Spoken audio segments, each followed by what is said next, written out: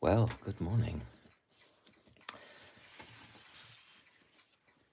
As some of you will know, every day this week I'm sharing my artwork, how I work, and sharing the work in real time on my creativity, how the realms of elsewhere, my 9 books, are developing, and how, as a writer, illustrator, and sculptor and storyteller, I'm developing the books on different levels. So this is book 1, and yeah, this is actually, I think this is, yes, the only one that came back printed that's actually got, they made a mistake on this one book. So I've got this twice, which is really cool. Anyway, this is The Hidden Destiny. And yeah, it's got a 12-line opening chapter. The rest of the book is lots, and I've illustrated these books, of course. And I've spent, since 2012, writing 4 of the books. I'm just starting book 5, about 20,000 words in, and I have the main plot for the 9 books sketched out in places for the remaining books. This is book 2, The Uprising. Each book has got between 10 and 12 illustrations in, mostly black and white at the moment, but they are going to be out in paperback very soon, the ones that have been published so far. And it's very exciting. And I feel at my age, just about to be 73, dare I say, that there is much to be done. So exciting. And here's the mock-up for book 3, which is about to come out. Yeah, all very exciting. Yes, the clever little watch. There's much to be said about that, I should say. So here I am. Day 2. And this is the apple tree giant that I was telling the story about yesterday. And I was finishing off the sky. This is a terrible storm. And I wanted to capture it in a slightly different way from my usual illustrating. So I decided, don't know how it came about really, can't remember now. I decided that I would indent into the paper, because the paper is a good quality paper, that I would literally do this, indent into the surface. If I have the light at a certain angle, I can just about see what I'm doing. Now for clouds, I've got a certain patterning that I do as an artist, so I kind of know, roughly, he says, modestly, I kind of know what I'm doing, or what I want, maybe I should say. I think it's really important. The whole thing about creativity is experimentation. The experimentation keeps everything lively, and if it's lively, it shows in the work, I think. That's my feeling. Over the years living here in Norfolk and more recently in Norwich, we had something called open studios, and you could go and see people working in their studios, or mostly they were sitting in their studios. They weren't necessarily working, but you could go to their studio and see that ambience, the real thing, the rollers for lino print. A lovely friend, John Jackson, not a relative, but a most lovely man with an extraordinary skill, who's now in his 80s and still working. He's a lovely man. But the wonderful thing was, and I learned this in the kind of late 70s, once we'd been in Norfolk a while, that's Benny and I, that there was something special, just something very special about going to those spaces where people created. Of course, now I understand more what that's about. If you follow somebody like Jackie Morris, the writer and illustrator, if you see her working, if you get the chance to see, she comes to somewhere where you're at and she gives a talk. She borrowed my yurt one year at Holcombe. It's a big country house in Norfolk, and she shared the space. So she would give a talk and she'd show how she worked, and she had all the kind of things that I have around me.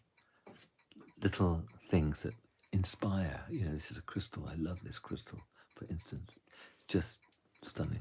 I have lots of feathers and bits and pieces. And because I'm a sculptor, for 30 years, nearly 30 years, I sculpted his porcelain sculpture. And I would spend weeks sometimes making things. So they're all around me as well. Tiny things. Anything that kind of inspired me ended up being around me. And actually here is, I made this back in 1977 as a print. Let's print the bottom of a sculpture. And yes, you're right. There's something underneath. Little elvish man. So my business was originally called Elfinware.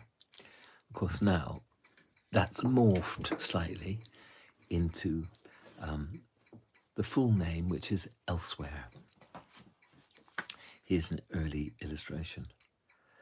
I love this man's work and was utterly inspired. I guess, what am I, that's around about 1972, I think I drew this. I think I was about 20. So, yeah. So he inspired me. His work inspired me. Arthur Rackham, Edmund Dulac, Richard Dadd, the Robinson brothers. There's a whole host of people who have inspired me. And it kind of sinks in very, very, very, very slowly. This being inspired. People often say that artists are like magpies, writers are perhaps like magpies. We're constantly picking little pieces up and reconfiguring them, reshaping them, reforming them. And it's, in some ways, the same with stories, being a storyteller. You come to know a story, it becomes part of you, and then slowly it infuses into your bones until eventually you can tell the story not word for word, most certainly not word for word. That is the worst thing you can do, because the minute it becomes word for word, my stories die on me, and I have to let them go and come back to them months, maybe even years later, because then it comes back to life. So this cloud is raining. This whole illustration is about a storm. So I'm just putting some vertical lines coming out of these clouds, because, as I said a little bit earlier, I've got the light at a certain angle. So I'm going to start working on this, and you can now actually see what I'm doing. I think I've pretty much done that now. A bit more there, actually. Yeah, that's about it. So I've got some grey. I'm using oil-based pencils. I love these. I haven't had them long. I love them. They're really good. I will talk about these in a separate video. So just put the pencil on its side, like this, and you can begin to see what's happening. So it's a little bit like wax resist, only it's indentation into the paper. So this effect here that I've got is by being gentle and building the look. And once I've got it going, I tend to work into it a bit more if it requires.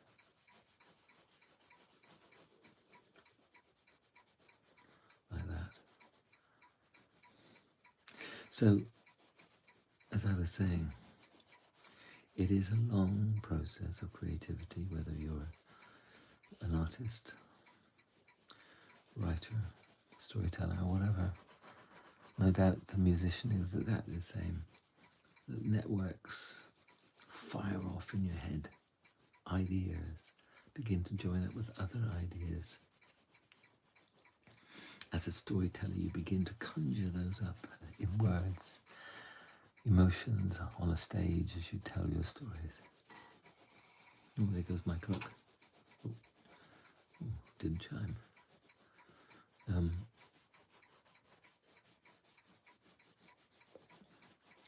Until eventually,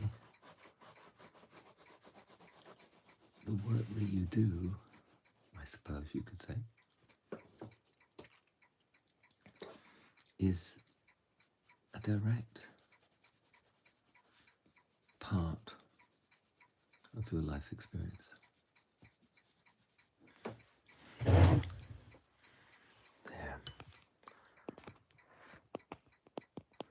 I just realised that might be down, which is not what I want. I think I had the sound down.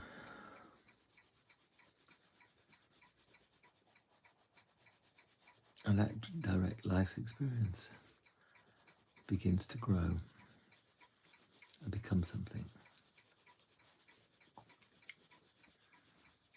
And then that all comes down to you as a human being, as a creative, as to what you do with all those life experiences.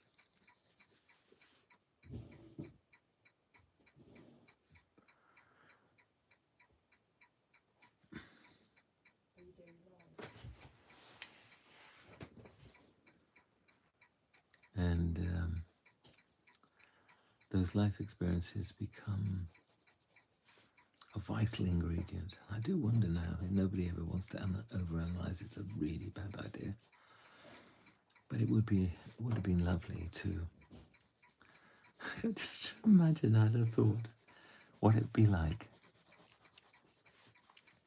if we had been able to do this with somebody like Van Gogh or Da Vinci.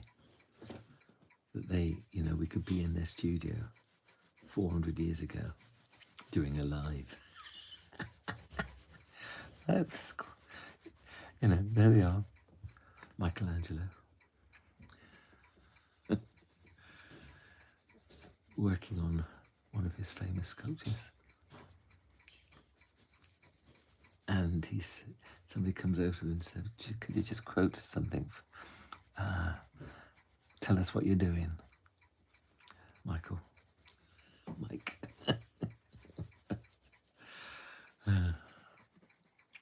Leonardo has just come in. He says, we need to talk to him. He's got some ideas, you can tell by the way his brow is furrowed. Leonardo, apparently you've got an idea. He looks at the machine under his nose. Ah, he says, so you've made them. Leonardo da Vinci was famous for making inventions, including drawings for a helicopter. So he obviously had lived many lives. I was aware of things. Anyway, they are. That's a storm.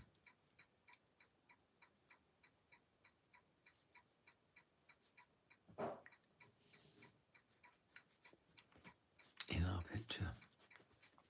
So this is a story for book 3, and also as a separate story.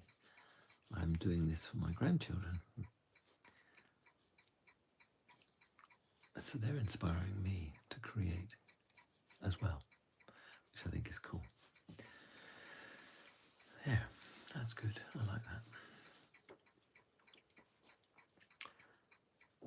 So this picture is almost now complete. Just wonder if I got the lighter one here. Make sure I know what I'm doing. Do I know what I'm doing?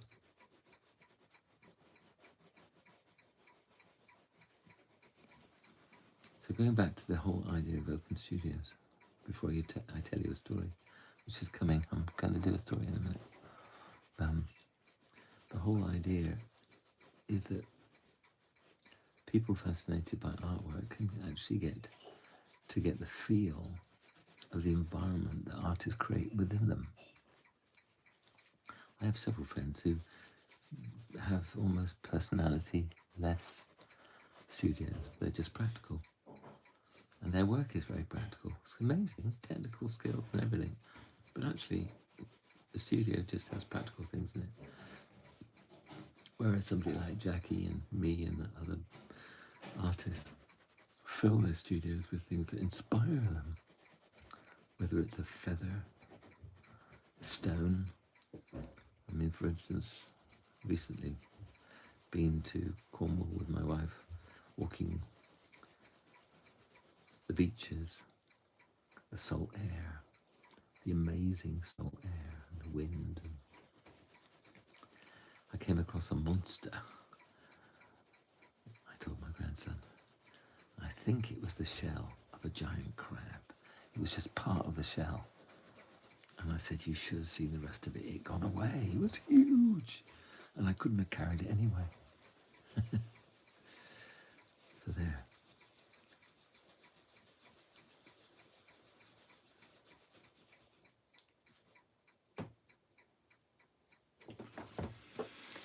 So it is this sense of being creative that feeds the whole.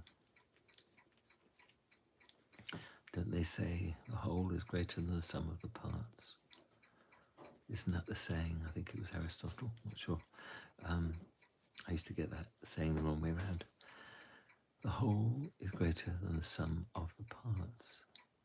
So everything I'm doing is the sum of all the things that I've learned in the 50 odd years of being an artist.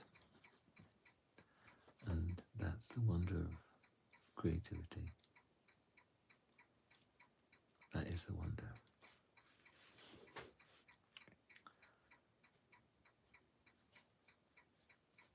There. That's great. I like that. And because this is blank here, this is more powerful, being blank. It becomes a foil for the clouds. I hope that makes sense. It becomes the thing that shows them up for what they are. And then we begin to wonder. We see depth where there is no depth drawn. In my head, I'm seeing beyond to some other land that isn't seen. Yet here in the narrative of the illustration, we have a giant. He's saving this house. There's a village behind. There's this character that's mysteriously sitting there on his shoulder with another house. And nothing is explained about that, which is great. So I'm very happy with that. It's all but finished, and when I feel happy with it, I'll sign it. And it's part of a double illustration, so this goes on top of it. And there's windows. These children, representing my grandchildren, are picking apples. It's the story I told yesterday. But there's also this going on in the illustration. And I like illustrations where the illustration itself captures a number of moments within a story, not all happening at once. So this is a way of doing that. So I'm going to put that one to the side. And we're going to look at this. This is what I'm doing, working on today. And I just put those grey pencils away so I don't pick them up by accident. So, this is a really important character in book 3 and onwards. His name is Gildrin the Bright. And this little artwork here, I went to Evesham with Claire, and there's the remains of a priory there. And in the museum part of the, I think they're almshouses, or an almshouse, there were some remnants of the original priory, and one of them was an amazing carved chair, and it was like this, huge, and there was little known about it. And what happens for me is that I very quickly go back to something in my imagination, and I'm there sitting or standing in a room, and somebody's carving these pieces of wood. It's just a situation, just like I just sort of talked about open studios. Interesting. It was like that. It was a woodworking, furniture making workshop, open studio, but 500 years ago. And somebody's carving this. And they probably got a few sketches to one side, how to make these shapes. And they're looking at the tools, and maybe they've got an apprentice who's sitting watching the master carving.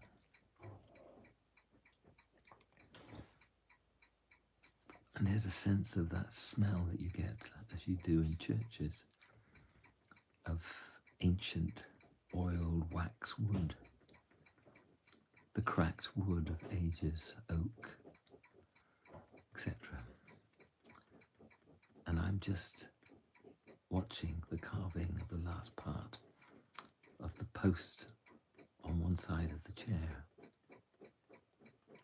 And the master's showing one piece of carving. You do it this way, he says. Take your time, see the leaf, and start to carve. Go on. You have a go.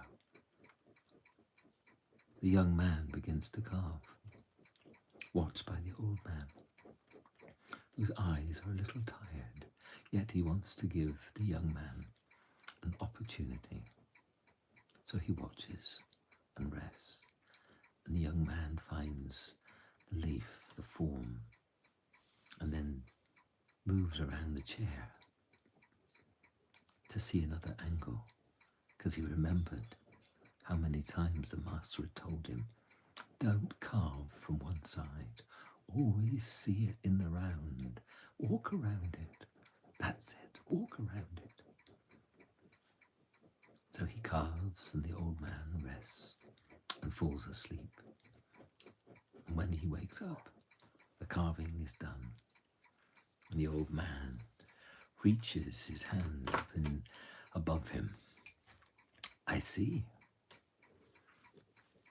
Let me have another look. The young boy moves aside, and the master walks around. Yes, he says, this is good. You clearly have been listening. I wondered, as I watched, how amazing that is, that you can almost move from one time to another just with an old piece of something. And maybe that's why I collect things like Jackie does. You pick something up off a beach. I picked up a flint which was then verified by a specialist to have been a carving flint. You could see by what had been made actually cut into the flint, so it could be held just like that, with a sharp point, finger, thumb, resting place for the third finger.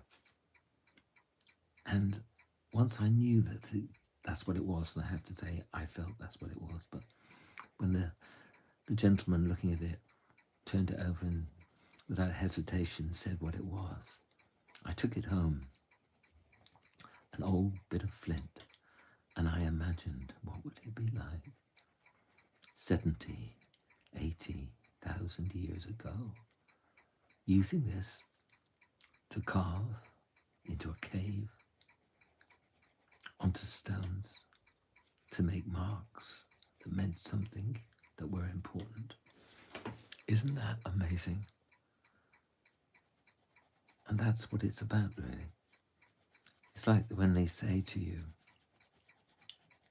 if you go to see the little hut there, Dylan Thomas wrote his beautiful poems. It was in the middle of the night, the broad night, the long night. And you're sitting in there, you can hear his voice, a little bit like Richard Burton, perhaps. Or Betjeman, John Betjeman, and the wonderful lilting way that he spoke, to go and sit in his room where he wrote many of his poems, to look at the paper where he rested his hand while he was thinking. I think there is something very, very special. The intangible life of the creative, the weight of the hand on the paper as they write a sonnet. Would have written a sonnet 100, 300, 500 years before. And those things then come to life. And I think that's probably why, above a number of things, why doing something live like this allows us to imagine what it would have been like to be able to go back and watch the great skills of a writer. Maybe it would be Dickens writing, or Tolkien writing, creating. It's a bit like that film somebody wrote the other day on YouTube. When I saw that bit of film where you actually saw Paul McCartney writing the new words for Get Back, the words that we all know so well now had not yet existed until that moment, and the film was running. And that excitement of something iconic and being allowed to go back to the moment it was being created. And I have a feeling, I could be wrong, but I have a feeling that that does not take anything away from it. It's not like losing the mystery. It's like going, oh, wow. And that's the magic of the creative mind and activity. You think of great sculptures that we are familiar with in our lives, that were made hundreds of years ago. To be there when the carving was happening, the first chipping away of David by Michelangelo, or Arthur Rackham doing his illustration of Peter Pan in Kensington Gardens, or Richard Dadd and his fairy fellows stroke, I should say, the fairy fellows stroke.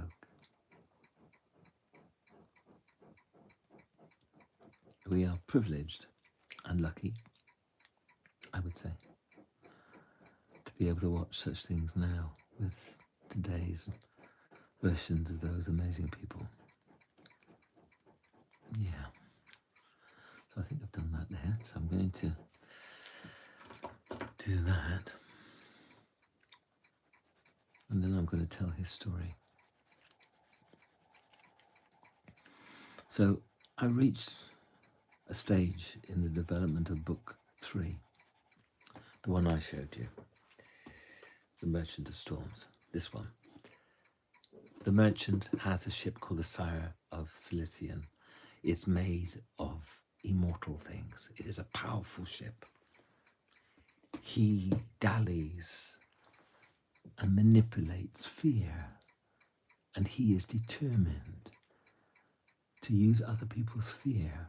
He has these wires that he attaches to people and harnesses their energy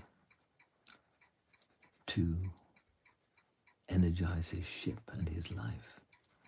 And the merchant wants to be immortal, and he has discovered a way of bending time.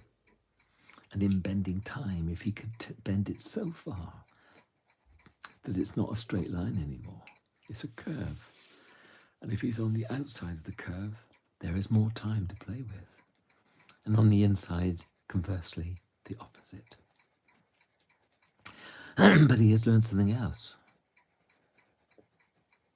If he continues to bend time so that it's not just an arc, but an actual circle of time, as the two ends come together in this circle, as they're coming together before that final closure, if he can be between the two coming together, then he will become part of the circle. And as we all know, a circle is continuous. It is how he has discovered that he could become immortal. All he has to do is bend time. In another video, I talk about the clever little watch. I won't talk about it too much here, other than he stole it from the keeper of time. And it's with the help of the clever little watch that he is slowly turning time into a circle, existence into a circle. It's taking a huge amount of energy, but slowly but surely, he's preparing to try and make himself become immortal. It is a most dangerous time in the books, in the narrative. And I had already written the end of book 3 and was editing. And in the story, there is a massive forest, and it's moving. The whole forest and the land that it's growing on is moving. It's being pulled by a huge herd of giant reindeer, stags, great antlers reaching up so high that they could almost touch the stars, it seems. And the whole forest is moving. And in the middle of the forest is the 9th, the final cup, known as the last cup, full of the shattered pieces of the stone of destiny. It must be protected and kept away from the merchant and his master. Oh yes, he has a master, the Lord of the Shadows himself. It is a climax in the story, a moment of devastation, danger, real danger. And as the forest is moving with the stags pulling it across the land and more of the deer appearing to help in this pulling, and there the last cup, 45 foot tall, full of stones that are shining and glimmering with life. Suddenly, in the earth and the roots of this moving forest, something starts to stir. And lying there, eyes shut, is Gildrin. And Gildrin feels thousands and thousands and thousands of roots attached to him, like veins are attached to you and to me. And they are beginning to throb, to course with some life, some memory. With his eyes open, he can see where he is, deep in the earth, surrounded, wrapped in roots. Gildrin begins to climb out from this dark place, and the roots, they begin to let go of him. He is alive. He has life. He pulls himself up through the soil and the roots, past rocks, and feels the movement above him. Eventually he can see. There is a moon, there are stars. He can see the forest moving against the background of the sky. Where am I? What is this? He knows there's an elusive memory somewhere. How long have I been asleep down there? He looks this way and that. He can see the forest. He can see the antlers. He can see the stags hauling. And then he begins to remember something. He remembers a building, a vast building, and he's in it. There's a fire at one end of this huge room. He looks, a door is opening. Something's moving at the doorway. He looks, and he sees a bear. And then a white wolf comes in, Ishab, queen of all wolves. Then a blue eagle. Then other creatures, other eagles, hares, different kinds of falcons, a badger, salmon, kings of all the realms, one after another coming in. At first they are just shadows. Barely can he see anything of them, just their shapes. Yet there they are, coming in towards the fire. Now Gildren sees a table. Around the table, these creatures are sitting. He begins to remember who they are. He gives them names one after another. He goes towards them. They see him coming. They see that he is dressed in the forest. He is every branch, every leaf, every seed. Gildren, says the bear. Gildren, says a stag. We have been waiting for you. Long has been our sleep, Gildren. Gildren looks around him, and there are his brothers and sisters, all wearing the forest like he is wearing it, in his skin, in his face, in his eyes. He comes towards the others. Now there are many of these ancient animals around the table. Gildren, they say, do you remember? I have been asleep a long time, he says. Long has been my sleep. I've been trying to remember something. I remember long ago. It was the gods. They were there in front of me. They surrounded me. I was in the sky. There was a sky god, the sea gods. They said a great darkness was coming. They looked at me as if we were standing at the edge of the world. Gildren, said one of them. A terrible time is coming. A most dreadful time. And we will leave this world. You must sleep, Gildren, Gildren of the forest. You must go to sleep. You will sleep long, but you need to remember something. Gildren looked at the gods and wondered what they meant. You must remember this moment. We will give you a gift. We will leave it for you. It will not come to life until you wake again. Where am I to sleep? You are to be the forest, they said. You will be every tree, every leaf, every season, every root. Every part of you will be part of itself, and you will sleep. Remember, one day a great shadow will come here. Men will come here. The world will change. Nature will bow to men.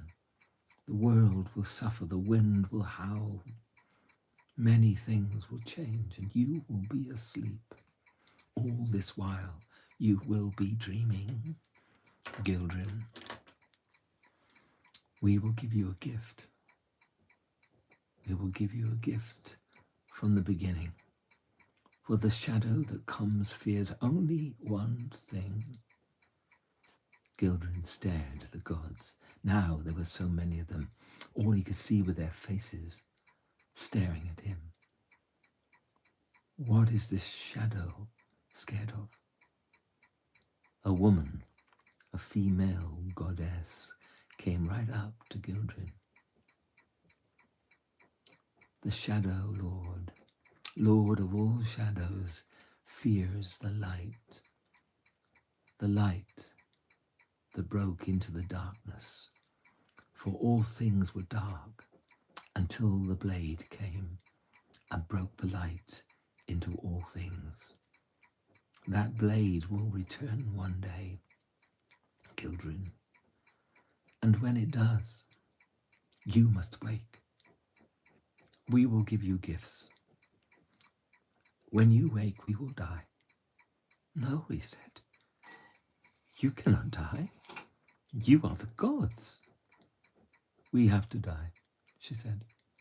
We will leave, and you will begin your journey. Remember this. Remember, for all of the strength of the darkness, nothing can overcome the truth of the light. Gildren looked around the room at the animals. That's what they said, that they would die when I woke up. The stag, the deers, salmon, hare, bear, falcons, eagle, ishab, white wolf, and others who were there looked around, looked at the sky, looked at the ceiling of the great building, looked at the fire, looked at every living thing, looked at the floor, looked through books. It was true. The gods were here no more. They had left everywhere. They existed nowhere.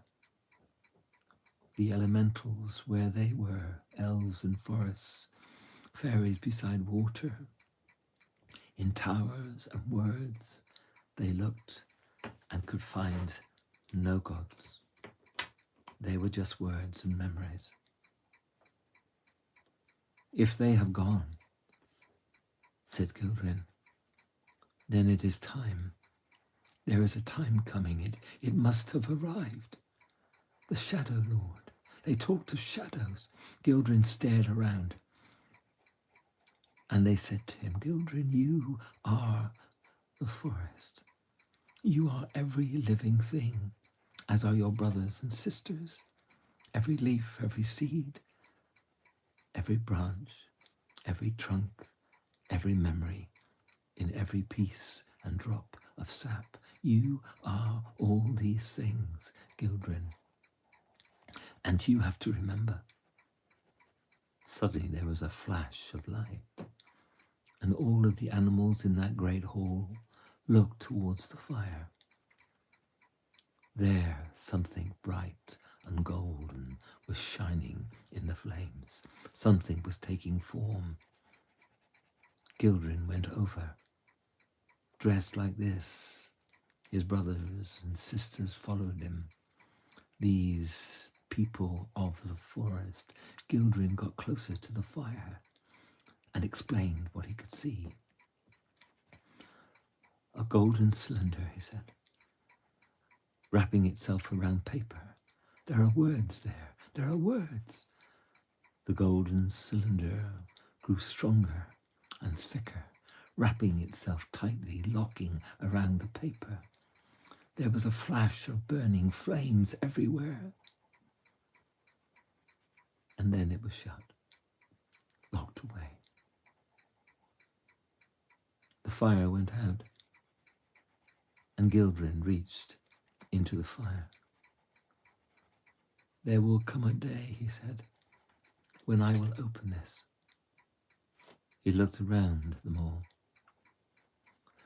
We have to remember, not forget this meeting. We will return to this. Do you promise me you must remember? All the animals who were there agreed they would remember this moment, this most important moment they would remember.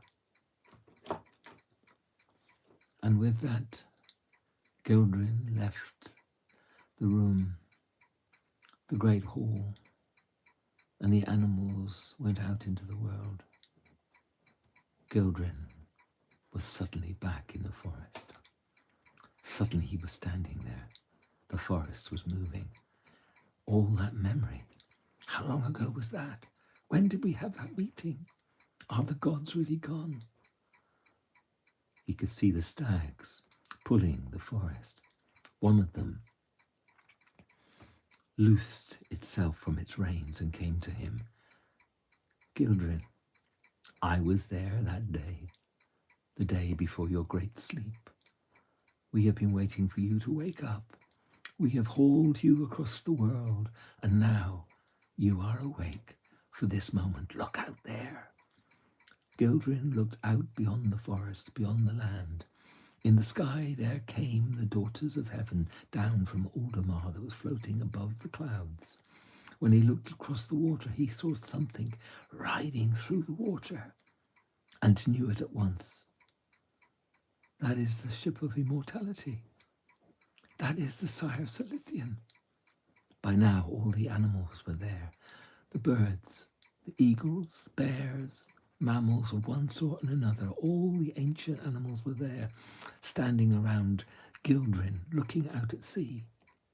They saw the ship coming, huge it was, its masts and sails bending in the wind, driven by the east wind.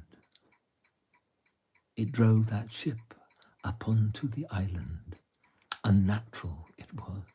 The sky above was a tumult of storm. There was thunder and lightning flashing. All of it was unnatural, as was the scene that unfolded then. All of them watched the Sire Cilician ride up on the land, bringing some of the sea with it, the waves in an unnatural form flowing beneath the prow, heading towards the town of Humble. There, above, Gildrin saw it, a glimpse, time, almost a complete circle. He knew what to do. He looked down into the ground where he had been, where he had climbed out. Do you see it, he said.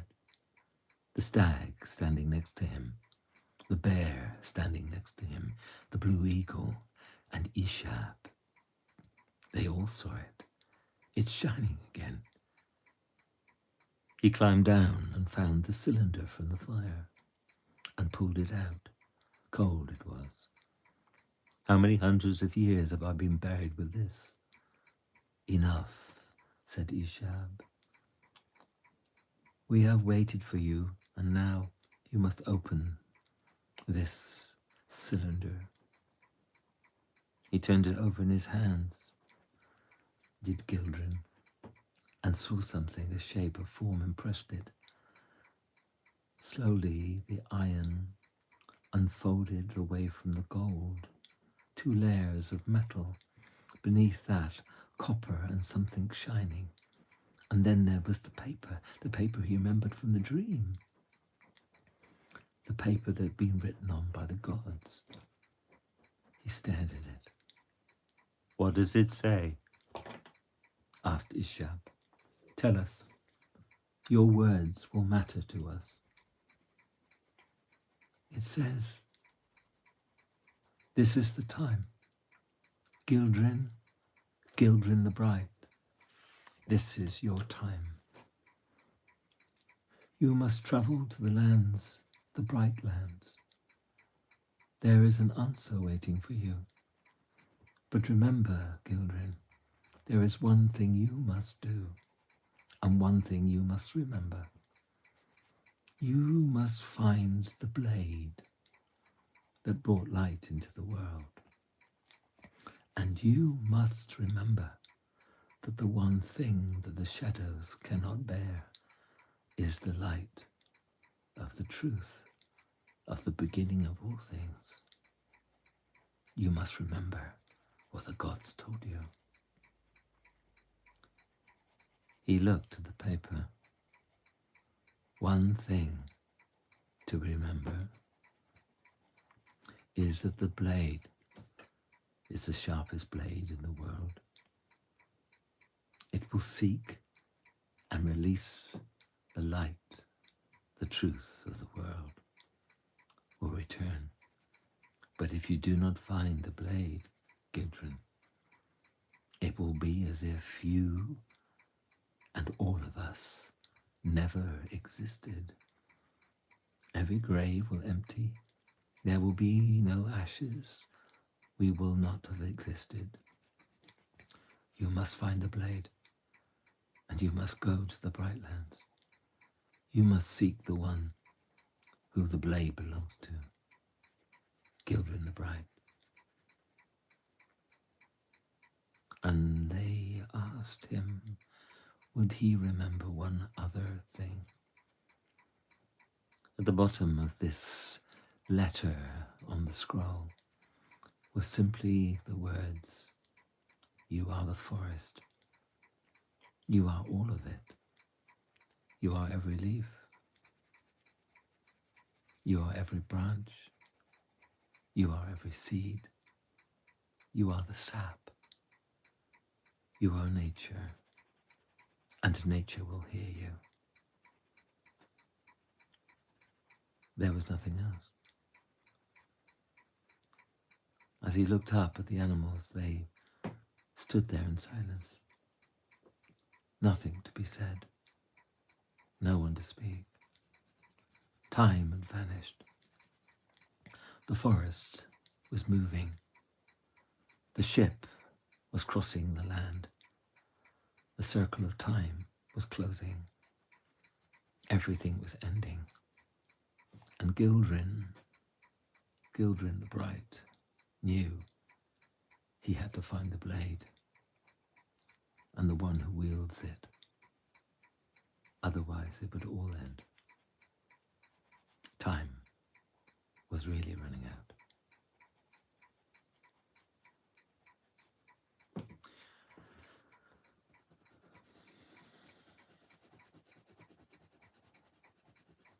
When the stags had walked away, when they had begun to move the forest once more, Gildren had stood at the edge of that forest, watching the land fall away behind him. He knew in his head that parts of him reached out underneath the land for hundreds and probably thousands of miles, that indeed he was all of it. A strange sensation. He looked at the sky and the configuration of stars. He saw the shape of the moon, not new or old, yet somewhere in between. Why has been woken in this time? Was it destined to always be this time? He felt breath on his hand and looked down. Beyond the leaves, beyond his staff of magic, he saw the face of Ishab, the white wolf.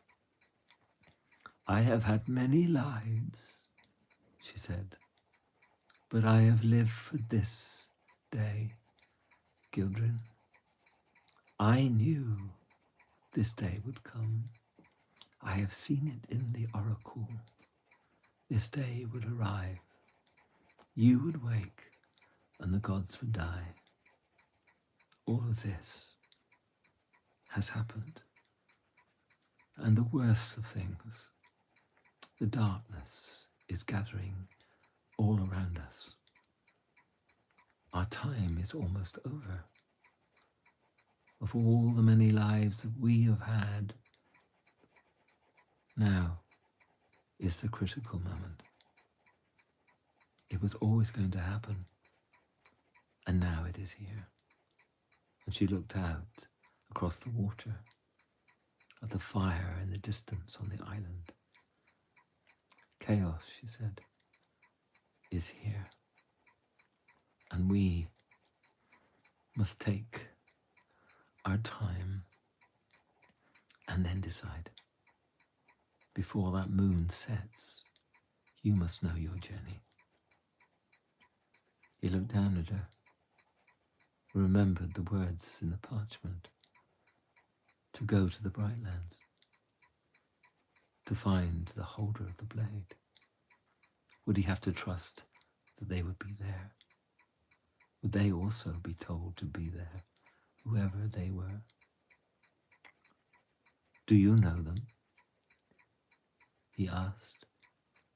Yeshab did not look at him, but looked out at the waves. There is a woman. She's known as the Good Lady herself. She's the eldest daughter of heaven. She knows. She gave that holder of the blade something, a slither of wood from the very heart of the mother of all trees. Gildren considered. The mother. Yes, said Yeshab, the mother.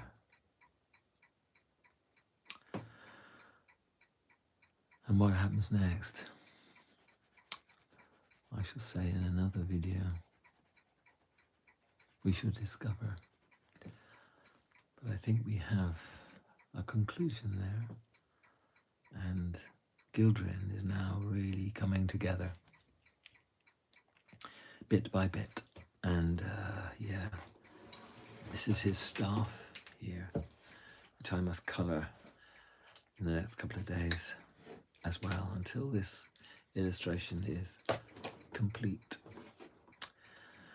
So yes, that's today's film, today's story. So my name is Paul Jackson. I'm the creator of the realms of elsewhere. I feel blessed to be a storyteller and a writer, an illustrator, a sculptor, and sometimes a little bit of a musician. Enjoy your days until we come across one another again.